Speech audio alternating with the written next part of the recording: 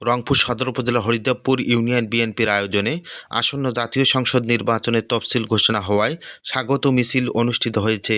১১ December ২০২৫ রাত ১০টায় স্বাগত মিছিলটি দলীয় কার্যালয় থেকে বের হয়ে পাগলাফির বন্দরের প্রধান সড়ক প্রদক্ষিণ করে পুলিশ ট্রাফিক বক্সের সামনে সমাবেশে মিলিত হয়।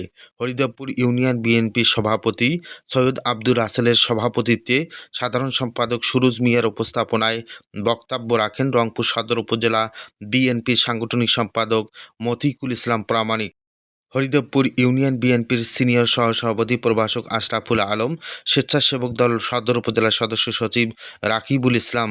অন্যান্যদের মধ্যে উপস্থিত ছিলেন মমিনপুর ইউনিয়ন বিএনপির সাধারণ সম্পাদক শাহেদ আলী, হরিদেবপুর ইউনিয়ন বিএনপির সহসভাপতি বাবুল হোসেন, যুগ্ম সাধারণ সম্পাদক মোরসলিন সরকার, সাংগঠনিক সম্পাদক শামস কবির, খলিয়া ইউনিয়ন বিএনপির যুগ্ম সাধারণ সম্পাদক সাইদুল ইসলাম, জাসাসের আহ্বায়ক আসাদুজ্জামান মামুন সহ অঙ্গ সহযোগী সংগঠনের নেতৃবৃন্দ।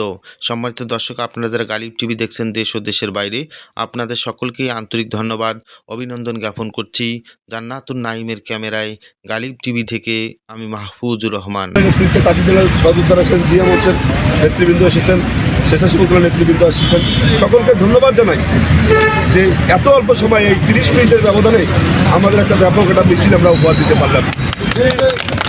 পাশাপাশি আমি আপনাদের আহ্বানও জানাই, আমাদের এই 17 বছরের আন্দোলনের ফসল একটা ভোটের তফসিল পেয়েছি। আমাদের নেতা জনাব তারেক রহমান বলেছে এই ভোটটা অত সহজ হবে না। এই ভোটটার মধ্যে একটি আমাদের সঙ্গে থেকে আমাদের সাথে জীবনযাপন করে আজকে আমাদের সাথে বিটিরিয়া করে ওরা আমাদের নামে বিভিন্ন অপপ্রচার করে বেড়াচ্ছে। আমাদের দুইটা কাজ করতে হবে, একটা হচ্ছে ভোট সংগ্রহ করতে হবে, আরেকটা হচ্ছে অপপ্রচারকে প্রতিরোধ করতে হবে। এই অপপ্রচারকারী দেরকে আপনারা কখনোই কোনো সময় প্রশ্রয় দেবেন না। চায়ের দোকানে হোক, পানের দোকানে হোক, যারা অপপ্রচার করবে তাদেরকে আপনারা উপযুক্ত জবাব, আপনাদের জ্ঞান শিক্ষা দিলে তাদেরকে প্রতিরোধ করবে।